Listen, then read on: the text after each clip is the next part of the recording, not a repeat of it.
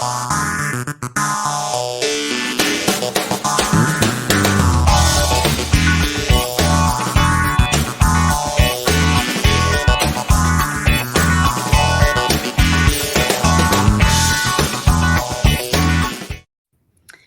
good day, everyone. Welcome back to another episode of WTF Walk the Floors. I'm Stephanie Ledger of First Rate Hospitality, and I'm joined with my co host, Michèle Kline of Kline Hospitality. How are you today, Michèle? I am doing wonderful, Stephanie. How about you? Doing great. So, what do we got going on today? So, we have a special episode today, something we have not touched on just yet. So, as always, I'm very excited to be here.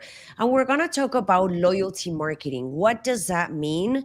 And what does that do for our properties? So, we have two very special guests. We have Benjamin Liu and Edgar Rosales from the Venetian Hotel and Resort in Las Vegas.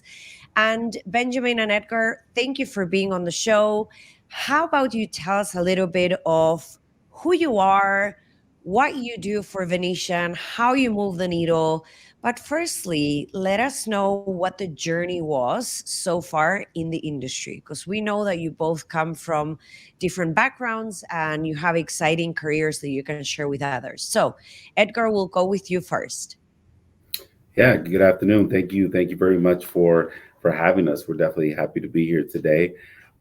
So a little bit about me. So I've been in the industry for about 15 to 16 years. I started my career with MGM Resorts. Started as a loyalty specialist at the Players Club desk. Right, everyone knows what a Players Club desk is, right? You go, you grab your Players Club card, and you're on your way to gamble, spend money, and use the card for us to reward you at the end. So started my career there.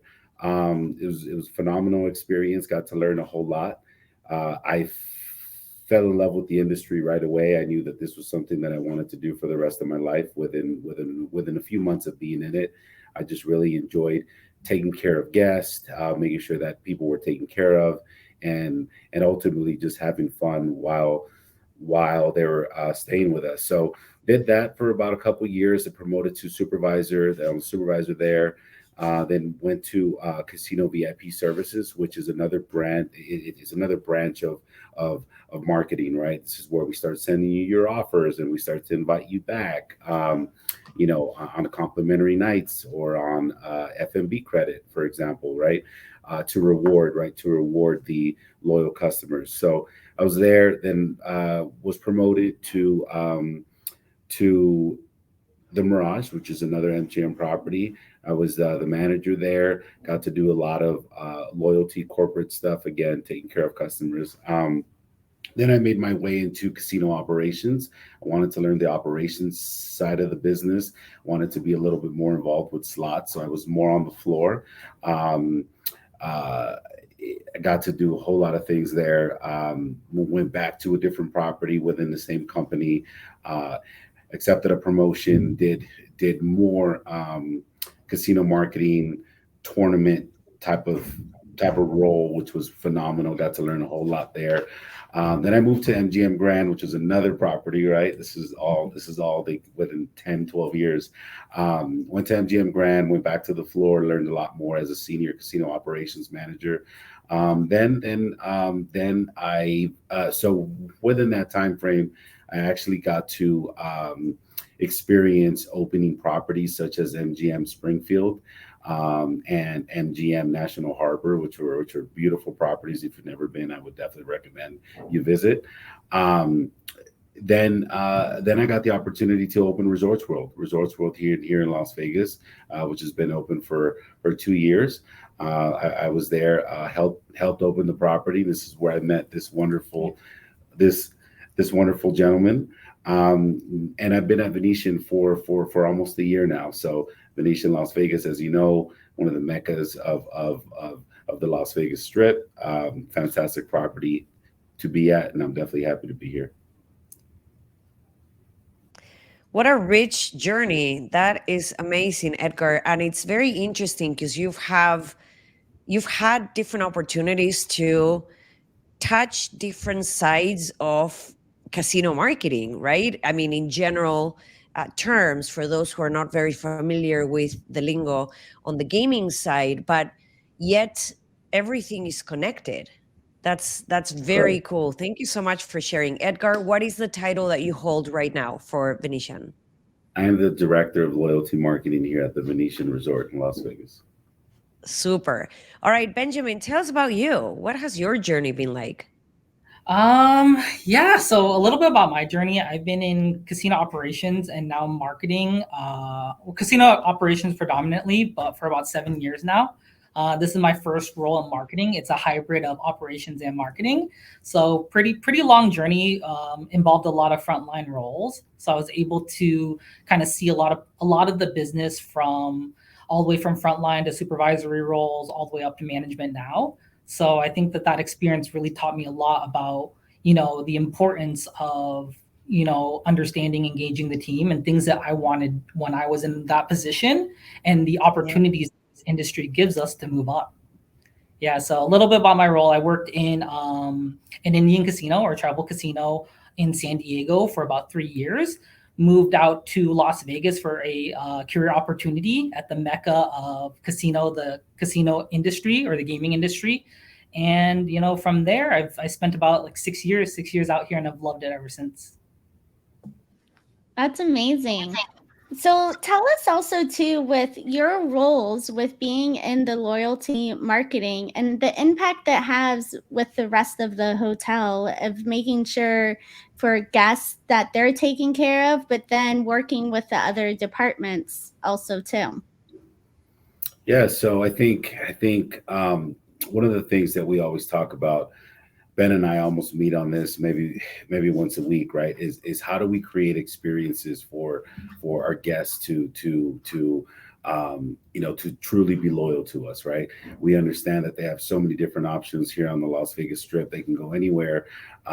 Everybody has a rewards program now, right? So what are some of the things that we do to make it a unique experience, right? What are some of the things that we can utilize or that we can leverage that we can offer that nobody else can, right? So we won't share those secrets, but those are some of the things that we always talk about. We want to make sure that they're engaged in our program. We want to make sure that they feel that they're completely taken care of, we're just constantly looking for new ways and new ideas.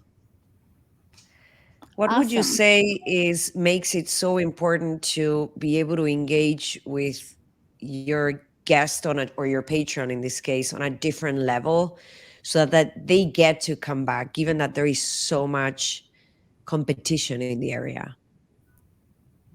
I think the beauty of our role, this marketing role and this marketing operation role, is that you're able not only to engage with the guests but the team members that we oversee, and the part of that is we're really blessed here at the Venetian to have a lot of guest feedback. So a lot of opportunities that we're able to identify that mean a We lot to love our guest guests. feedback, by the Yeah, guest way. feedback it's fantastic. It's a lot of times it tells us what our guests want from us, right? This expectation that we want to fulfill, when they spend all year saving up for an opportunity to come out to visit our beautiful city, we want to make sure that we execute on that. That's awesome. Yeah. And Sorry, Stephanie, I think that there's a piece that is very critical that not everyone does great, which is you invest in getting that guest feedback, you invest in having people review it, but then it stops right there, right? So what are we doing with that guest feedback to make sure that we're taking that as an opportunity to enhance the delivery, to enhance the experience, right? Yeah, I think in those opportunities is really just to listen and to put yourself in the shoes of the guest and see where we can action it and ask the whys. So a lot of times what I love working within this department and I love about the Venetian is that the company, not just us as leadership, but also the company, they value a lot of what we have to say and what a lot of our guests have to say. So that's the beauty of the Venetian, is that we can take those items and we can ask a lot of questions like, why do we do this? Is there a reason why we can or why we can't? And how are we able to make those opportunities into something, that the guests are really asking us for? So, having the opportunity, I think, and having leaders above us that really listen and give us the opportunity to action those items, I think is critical to make guests feel not only are they leaving feedback, but we're able to, action that feedback. Perfect. And then Edgar, how about for someone that may be looking to get into the loyalty department or transfer, what qualities do you look for someone that may be starting off, as an analyst and working their way up? I think the number one thing that I look for in candidates is attitude, right? Having the right attitude, having a positive mindset, right? I'm a very strong believer, and Ben knows this, right? In I can teach anybody a job, right? But I can't teach attitude and personality, right? So if you have that, I think that's a huge win for me. I think that's something that's definitely needed in loyalty. If you've had guest facing experience, whether that be front desk, concierge, or retail type of role where you're not afraid to talk to guests, right? I think that definitely stands out as the initial requirements to join the loyalty marketing team. Perfect. And then how do you guys have fun? Part of I heard this famous saying one time is, find a job or find a role that you love to do, and you'll never feel like you're working a day in your life.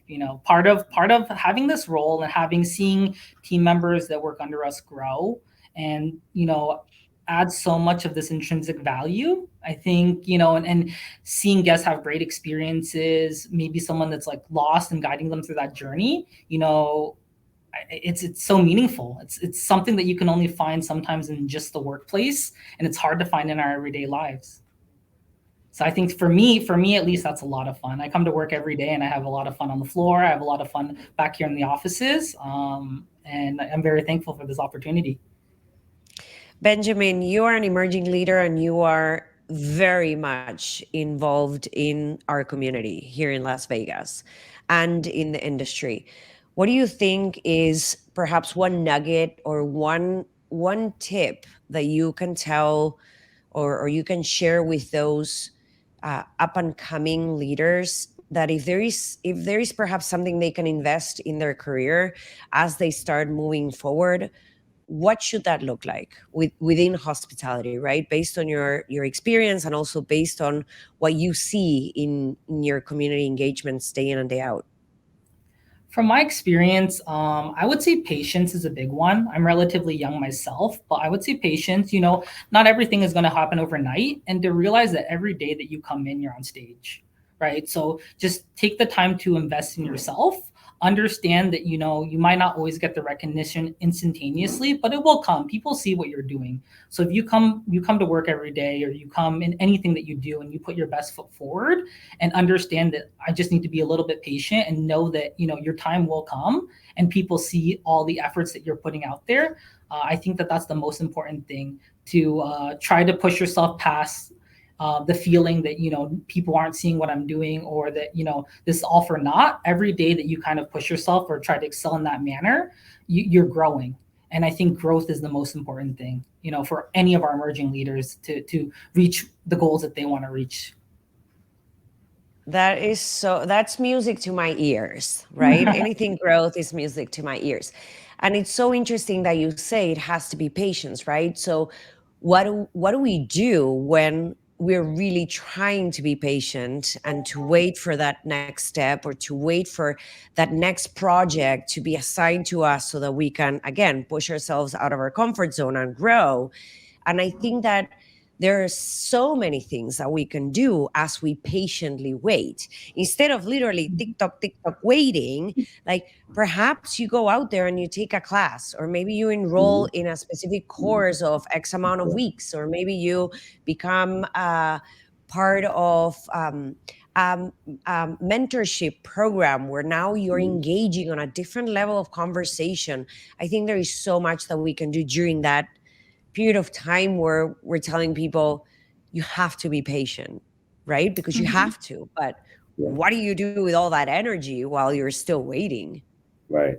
Yeah, you're absolutely right, Michelle. And if I may, I just want to add to that, and just to echo those words, that's very, very important. I would also tell any emerging leader, right, to just get yourself involved, get yourself involved, whether it be a volunteer opportunity, right, anything that you could just learn from a different course, right. Schedule those meetings with those who mentor you, or those who you look up to, and say, hey, can I schedule maybe an hour or two once a week, right? I want to know what your everyday is like, right? Once you kind of start hearing those things, and you start hearing um, you know that kind of level of projects, right? It just kind of helps you grow, right? It helps you grow, and it helps you get ready to the next step. So I think that's a very important point that you just made. Yeah, I love to that. kind of turn off that as well, I want to say, ask the right questions too. Sometimes we're not expected to know everything early on in our careers. There are so many great mentors out here in the industry. Really, you can just ask the question like, Michelle, this is where I want to be. How do I get there? Or what do I need to do? I know I have to be patient, but is there something that I could be doing in the meanwhile? I know early in my career, I didn't have all the answers to everything. And I even leaned on, I remember when I was at Resorts World, I leaned on Edgar saying, this is what I want to do. Like, I have all this energy. This operational role is not enough. I want to push myself even further. And, asking those questions will get you the right guidance. I Absolutely. And love that. communication.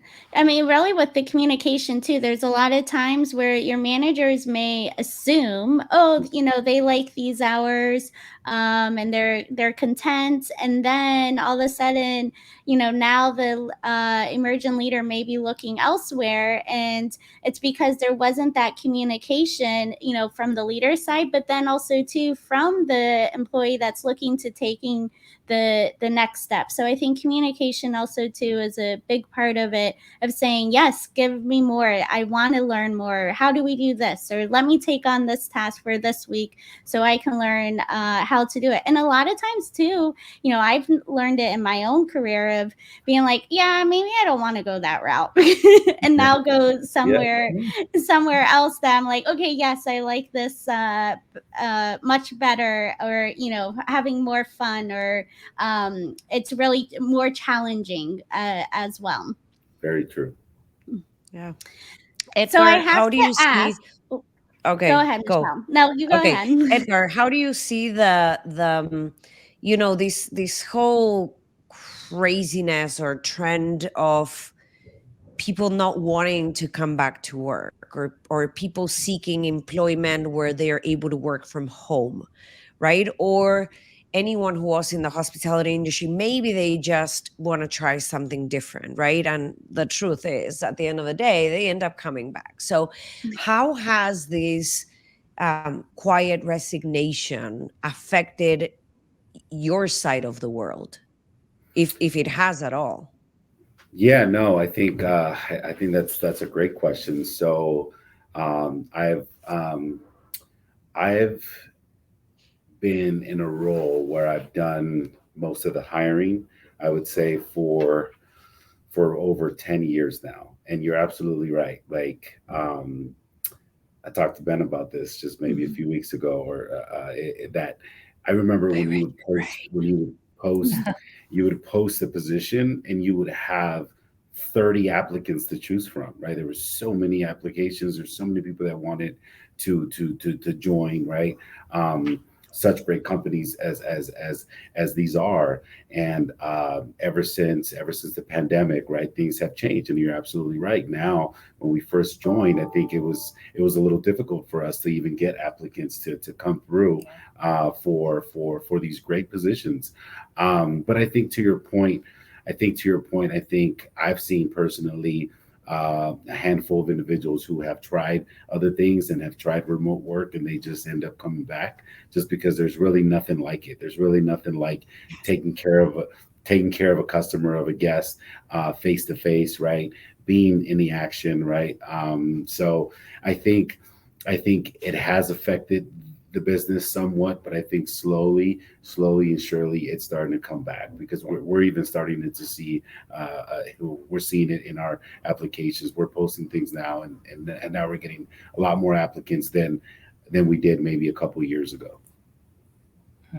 Very That's cool. awesome. I think also too, along those lines of, seeing how hotels and different departments are adapting to the change and creating change, especially with the younger generation entering into the hospitality industry, where they have a completely different look than we do that have been in the industry for so many years. And that with going along the lines of asking those questions is asking questions that are challenging, of being like, oh yeah, that does make sense of how we can utilize either technology to being able to engage, for the employees to coming into a particular department, or blending some of the departments too.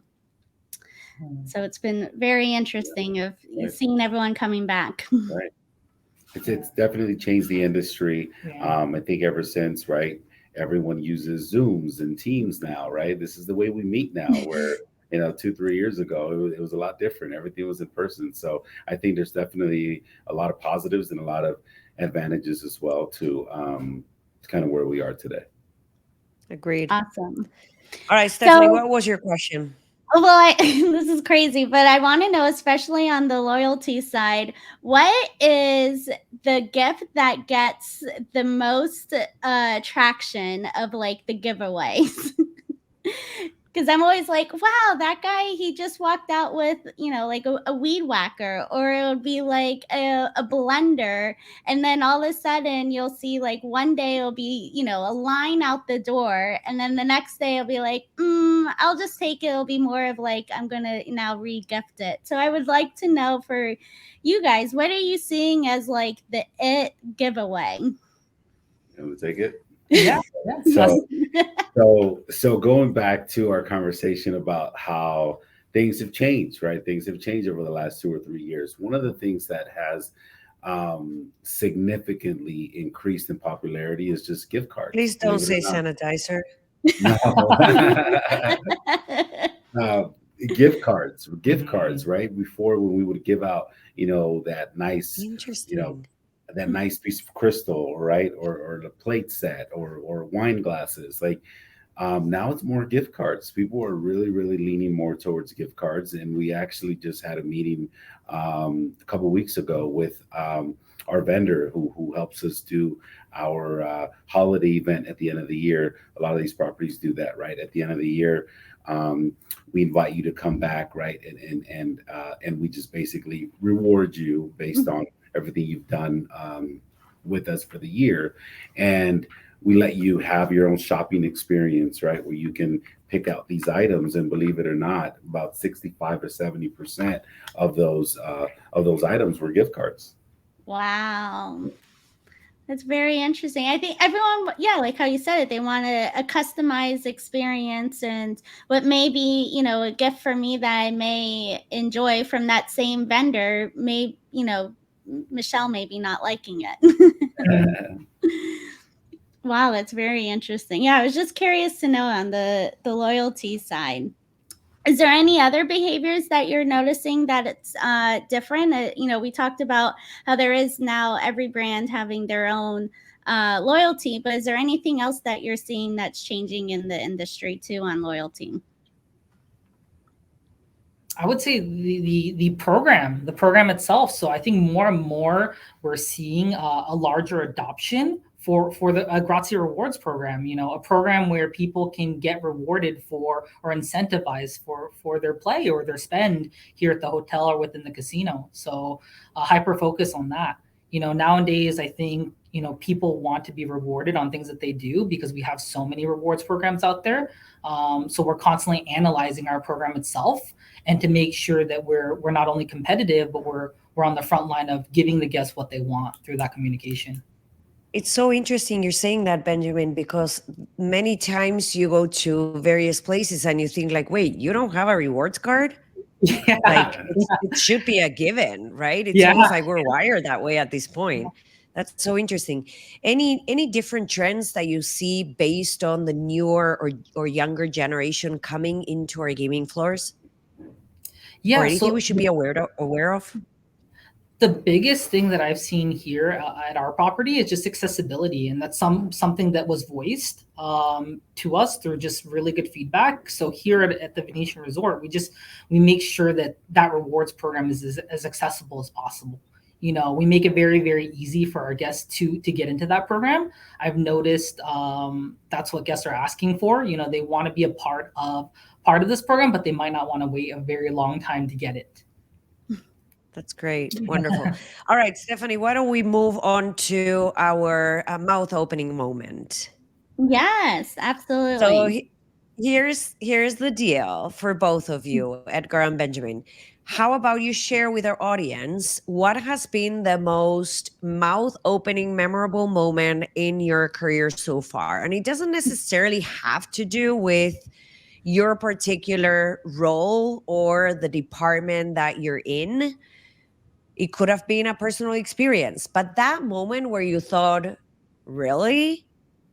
If management would have been out there, this should have never happened. So, who's ready to take it? Yeah, I think I can start on that one. So one, Go for it, Ben. it's kind of one of those things, maybe I watch a lot of Walk the Floor podcasts. There you But go. one thing I learned very early in my career, from Michèle, from Stephanie, from the two of you, many mentors in my career, that it is important to walk the floors. So, a lot of this direct feedback is, and I know Edgar shares the same mentality. We walk the floor quite often. So we make sure that this feedback from our guests, this mouth open feedback where things could go drastically wrong, comes straight to the source, and we're able to make substantial changes that mean a lot to our guests. I know Edgar has something he can share, but one thing that I noticed was I had a guest one time on the slot floor, and she was quite frustrated that she didn't know how to play a table. She's like, I'm playing slots, but I would really love to play table games, but I don't know how, and it's intimidating. So a big change that's come from that was the Venetian. I want to say it's the only property that I know of that actually offers courses. They listen to that guest. They dedicated some of the dealers and some of our very experienced staff in the morning during several hours, several sessions, where they teach you how to play almost every game out there. Brilliant idea. Yeah. So you feel like, I know it's still gaming. I know there's still the opportunity to lose, but ideally we want you to win, or we want you to have a good chance. We want you to have fun. So I think when you really know how to play the game, you're more engaged and you can have a little bit more fun with that. So that's all. That is such a cool story. Yeah. I love Yeah, that. sounds Edgar, good. what about Yes. you? So one of my experiences that I didn't even realize it was possible at the time. This was several years ago. We had a customer who was here on a 10-day stay, right? They were here. It was one of their first times being at the property. And I remember they were really looking for a particular game. There was a game that they had played on a cruise line, in years past that they really, really enjoyed. And they thought, for whatever reason, well, I'm in Vegas. They're absolutely going to have it. They have every game possible, right? And we didn't have the game. We didn't have that particular game. So one of the coolest things that I saw, right, it took so many people to make this happen for that customer who was here on a 10-day trip. It was looking for this game, and we were able to collaborate with the leaders, right, in the industry. We asked one of our sister properties if they had the game. They actually happened to have the game, and by day three, we actually got three of those machines, three of those particular games into the height limit room at our property. And our guest was absolutely so happy, so appreciative, because they stayed at that game the entire stay. Big player, and really just that was something really, really nice to see, because they did bring that feedback to our line level staff, right? Line line level staff immediately brought it up to management, right? I actually went out there, spoke to the customer, and we made it happen, right? And it was just a request that I've never seen done before, and we actually made it happen. Like I said, by day 3, it was installed, everything turned on, and the guest was extremely happy. So that was one that I've never seen before, and now I know what's possible. So great. Talk about creating loyalty. Yeah. Yes. There is something that I have to highlight about the Venetian. We have interviewed a few of your colleagues, and there is one particular thing that I have seen in every single one of the interviews, which is the fact that you're all looking at this from the opportunity standpoint. Every Mhm. single one of your colleagues that we have interviewed, when we asked what is that mouth opening moment, your walk the floors type of moment, what would that look like? Everyone said something that could have been a boo-boo, but it really wasn't, because at the end of the day, they took it and turned it around and ran with it and make it work and made it happen. So this is so refreshing. I love this. Thank you so much, both of you, for sharing your experiences and for sharing your time with us and enlightening and getting people on the other side excited about our industry and the beautiful things that we have to offer. Absolutely. Well, thank you guys. Funny story I have actually is my incognito when I'm doing mystery shopping for a hotel for a casino has more loyalty points than I actually do. And I'm waiting for the day when they're like, "Oh, welcome back, Miss So and So, and are you ready to cash in? And we'll need to see now your ID, making sure that they match." And so I'm just letting that collect. That's funny. But It's a yes, great thank story. you again. Of course. Thank you so Yeah. much for having us. Yeah, this is definitely a pleasure to be a part of your podcast. Thank you. Thank you both. And keep spreading the love and the magic. Thank you so much. Yeah, Awesome. thank you again for having us. Thank you.